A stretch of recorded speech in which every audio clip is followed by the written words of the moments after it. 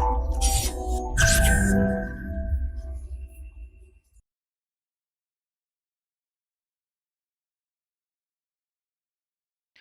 Friends, this is Gautam Pandey. Welcome to Forum IAS. दोस्तों, back to school के session में फिलहाल हम आपके साथ मॉडर्न इंडिया डिस्कस कर रहे हैं और हमारे साथ है क्लास 12 की एनसीईआरटी। तो लास्ट वीडियो तक हमने आपके साथ चैप्टर 5 का पार्ट 1 और पार्ट 2 डिस्कस कर लिया था। थोड़ा हम रिकॉल कर लेते हैं, एक बार हेडिंग देख लेते हैं। पहले हमारा हेडिंग है the structure of the government and the economic policy of the British empire in India during 1757 से लेकर 1857 तक का। तो हमने लास्ट वीडियो तक आपके साथ जो स्ट्रक्चर था गवर्नमेंट का 1857 तक, क्या कौन कौन से चार्टर वगैरह थे, उसे हमने डिस्कस कर लिया था। तो अब आगे हम देखते हैं जो इकोनॉमिक पॉलिसी थी ब्रिटिश इंडिया की 1757 से लेकर 1857 तक, वो कैसी थी उसे डिस्कस कर लेते हैं। देखिए, उसके आगे 1757 तक आने से पहले जो 1757 के पहले का कंडीशन था, जो बैकग्राउंड था, उसे जरा डिस्कस कर लेते हैं ताकि समझना और बेहतर हो जाएगा आपके लिए। याद कीजिए, जब ब्रिटेन की कंपनी ईस्ट इंडिया कंपनी 1600 में इंडिया आई थी, तब से लेकर 1757 तक, जब तक कि बैटल ऑफ प्लासी नहीं हो जाता है, तब तक क्या था इनका नेचर? बहुत ही कोऑपरेटिव था, लोगों के साथ मिलकर काम करना, बड़े शांतिपूर्वक काम करते थे, किसी प्रकार के कोई झमेले में फंसना नहीं चाहते थे। इसी कंडीशन में ये कॉपरेशन चलता था इनका। ये ब्रिटेन से या यूरोप से, दूसरे कंट्री से जो प्रीसियस मेटल वगैरह है या अदर गुड लेकर आते थे, और बदले में यहाँ से इंडिया से टेक्सटाइल, जो कि सबसे डिमांडिंग था, मसाले, स्पाइसेस, जो सबसे ज़्यादा डिमांडिंग थे, इन सारी चीज़ों को ले जाकर पूरे यूरोप में बेच देते थे। ऐसे में जो प्राइमरी फोकस था इनका रहता था कि यहाँ से इंपॉर्टेंट सामान को ले जाकर वर्ल्ड वाइड बेचना। इसी कंटेक्स्ट में जो इंडियन गुड्स हैं, ये पहले यूरोप में जाकर बेचते थे, ब्रिटेन में।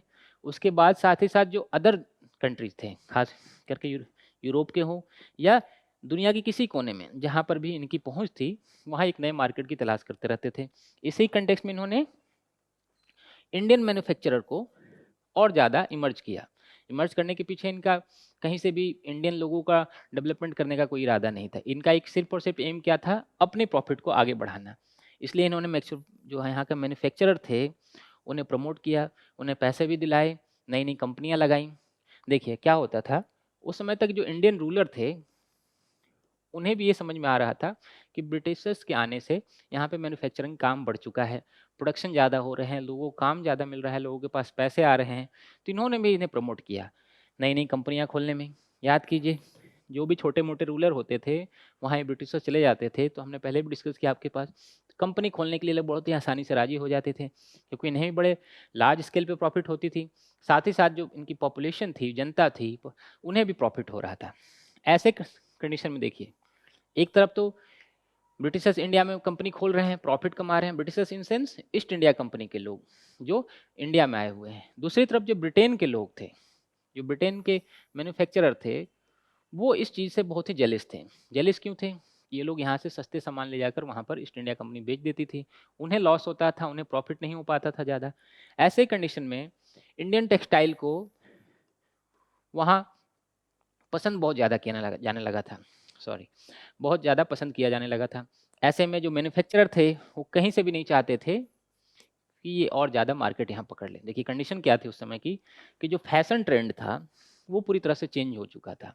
पहले हम क्या देख रहे थे कि ब्रिटेन में लोग उलन कपड़े पहन रहे थे, बहुत ही खुरदरे कपड़े होते थे, सॉफ्ट नहीं होते थे। ऐसी कंडीशन में जो सॉफ्ट कपड़े कॉटन यहाँ से मिलता गया, उसकी डिमांड बढ़ गई। अब लोग क्या चाह रहे थे कि अधिक से अधिक सिर्फ इंडिया वाले कपड़े पहने। आगे देखिए क्या होता है। उस समय के राइटर थे डैनियल डेफो, जिन्होंने अपने नोवेल रोबिन्सन क्रूसो में, वो उस समय की बहुत ही फेमस नोवेल थी, हर एक ब्रिटिशर्स के घर में, यूरोपियन के घर में ये नोवेल उस समय मिल सकता था। तो इन्होंने अपने नोवेल में मेंशन किया कि जो इंडियन कपड़े हैं, इंडियन क्लोथेज हैं, वो हमारे घर में, हमारे वॉशरूम में, हमारे बाथरूम में, हमारे सोफा पे, हमारे बेड पे, हर जगह छा चुके हैं, हर जगह उनकी पहुंच हो चुकी है।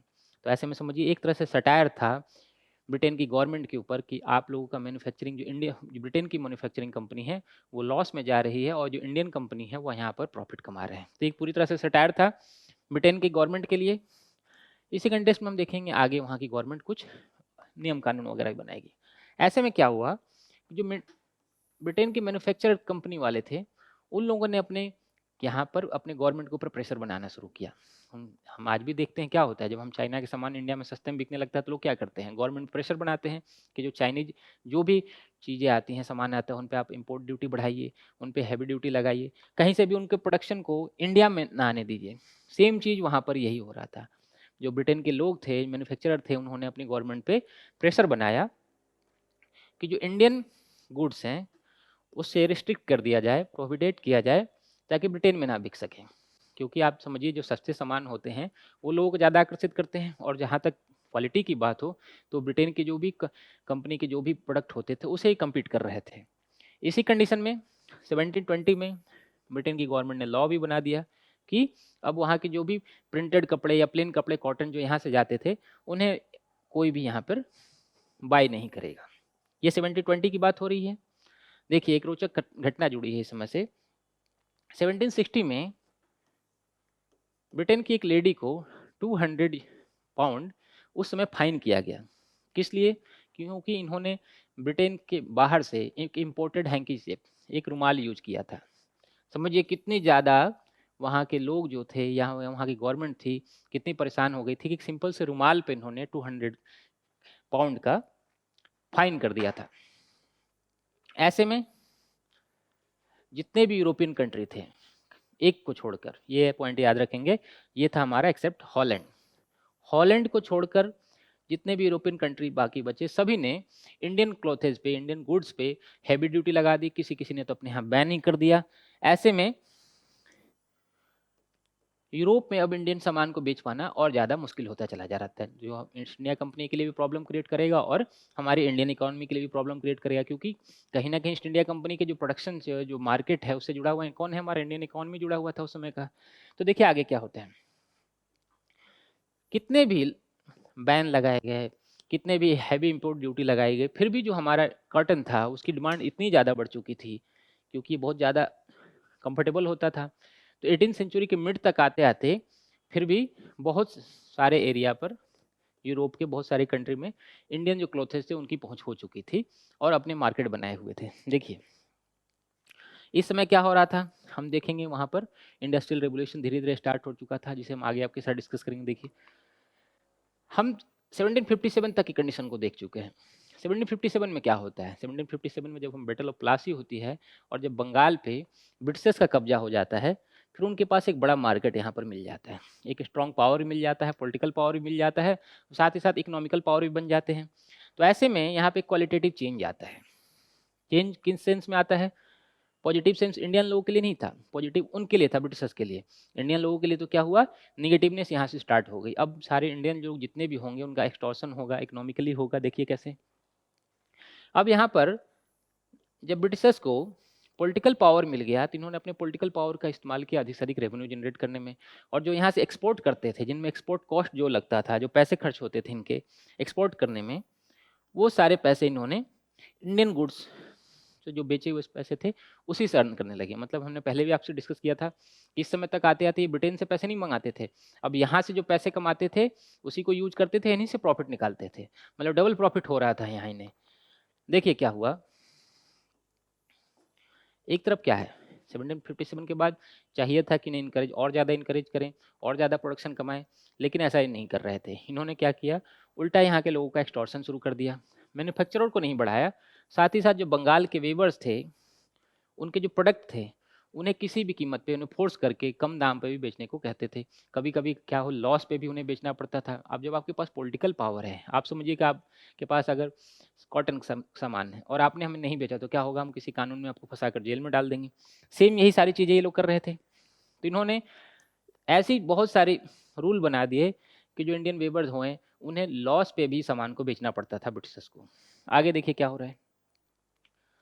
यहाँ पर आते आते जो उनका लेबर था वो भी फ्री नहीं रहा। किस सेंस में? अब आप जैसे काम करने के लिए फ्री नहीं रहे। ऐसा नहीं कि आप अपना पर्सनल किसी के यहाँ काम कर लेंगे, किसी इंडियन के यहाँ काम कर लेंगे, या किसी अदर यूरोपियन कंट्री के जो भी कंपनी है उसके यहाँ काम कर लेंगे, ऐसा बिल्कुल नहीं। अब सिर्फ और सिर्फ ब्रिटिश ईस्ट इंडिया कंपनी के यहाँ ही आपको काम करना है, और ना ही किसी इंडियन के यहाँ काम करना है। अगर आप इंडियन के यहाँ काम करने गए तो क्या करेंगे, आपके ऊपर कानून वगैरह लगा देंगे भाई, और आपको जेल में डाल देंगे। तो उस समय समझिए जनता डरती थी ब्रिटिशर से, कानून से, कोर्ट वगैरह से, उससे डरती थी। इसी कंटेक्स्ट में अधिक से अधिक यहाँ पर इनका एक्सटॉर्शन होना शुरू हो गया। अब ऐसा नहीं कि उस समय तक दूसरे यूरोपियन नहीं थे, रिबेलर्स जो भी थे इनके, उन तक इनकी पहुँच ना हो, इन्हें ज़्यादा पैसे ऑफ़र ना हो जाएँ, इसलिए उन्हें उनसे दूर रखते थे और इन पर पूरा कंट्रोल जो इंडियन वेवर हैं, उन पे ब्रिटिशर्स ईस्ट इंडिया कंपनी की होने लगी थी। देखिए आगे क्या हो रहा है, इस समय तक हमने 1757 की बाद की कंडीशन की बात कर रहे हैं। यहाँ तक आते-आते हमने पहले भी आपके साथ डिस्कस किया था कि जो इंडियन कॉटन था, उस पे पूरी तरह से ब्रिटेन के जो सर्वेंट थे, उनकी मोनोपोली हो चुकी थी। हर जगह से जहाँ पे सीधे खेत वगैरह से उनके पास ही चला जाता था। ऐसे में समझिए कि अब जो लोग बुनकर लोग हैं, वेबर लोग हैं, उन्हें कॉटन चाहिए कपड़े बनाने के लिए, तो कपड़े बनाने के लिए कॉटन कहाँ से खरीदेंगे वो? और ब्रिटिशर्स के पास जाएँगे खरीदने के लिए।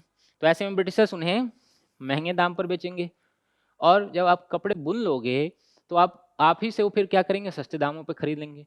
तो ऐसे में समझिए कि कॉटन खरीदते टाइम हो या फिर क्लॉथ बेचते टाइम हो, दोनों ही टाइम पर इंडियन लोगों को लॉस होने लगा था। तो हम देखेंगे पूरा का पूरा जो इंडियन वेबर था, हैंडीक्राफ्ट था इंडिया का हैंडीक्राफ्ट, वो धीरे-धीरे यहाँ से कोलैप्स होना शुरू हो जाएगा। डिटेल में हम आपके साथ इकोनॉमी वाली क्लास में और डिटेल में डिस्कस करेंगे, देखिए कैसे। तो आगे देखते हैं हम क्या है देखिए। दूसरी तरफ क्या था, जो ब्रिटेन की गवर्नमेंट थी, इस बात के लिए डिटरमाइंड थी कि जो उनके यहाँ की इमर्जिंग कंपनियाँ थीं, जो मैकेनिकल उस समय तक क्या हो रहा था, इंडस्ट्रियल रेवोल्यूशन स्टार्ट हो रहा था। तो ऐसे में जो इंडियन चीपर सामान थे और बेस्ट क्वालिटी के जो सामान थे, उन्हें कहीं भी वहाँ मार्केट ना मिले, इस बात को ये लोग एश्योर करना चाहते थे। गवर्नमेंट वहाँ का एश्योर करना चाहती थी, इसलिए उन्होंने हेवी ड्यूटी लगा रखा था। देखिए 1813 के बाद से हमने याद कीजिए 1813 का चार्टर भी आपके साथ डिस्कस किया था, बहुत सारे चेंजेज आ चुके थे। तो सेम इकोनॉमी में भी जो इकोनॉमिकल कंडीशन थी इंडिया की, उस समय भी उसमें बहुत सारे चेंजेज आए। 1813 तक आते-आते जो इंडियन मार्केट था, उसे अपने यहाँ की मार्केट से भी हाथ धोना पड़ा। जो भी वेवर्स थे, जो लोग क्या करते थे, मैं जो भी हैंडीक्राफ्ट वगैरह से रिलेटेड काम कर रहे थे, बुनकर वगैरह हूँ, वो क्या लोकल में पहले सामान बेचते थे। अब लोकल में भी कौन खरीद रहा है? ब्रिटिशर्स ही खरीद रहे हैं। ब्रिटेन में जा रहे हैं आप बेचने के लिए, तो वहाँ पर आपको हेवी ड्यूटी देनी मिल रही है।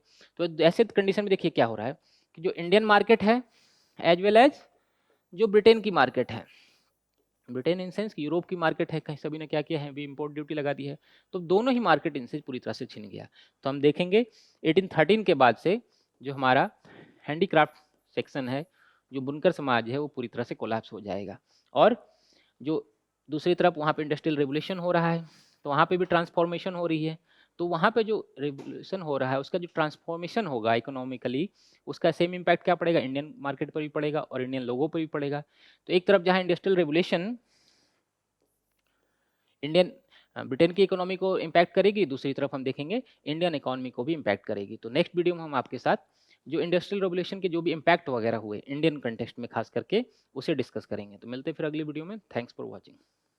Current Affairs by Forum IAS is an all-in-one program that covers the dynamic aspect of the syllabus from both prelims and mains perspective.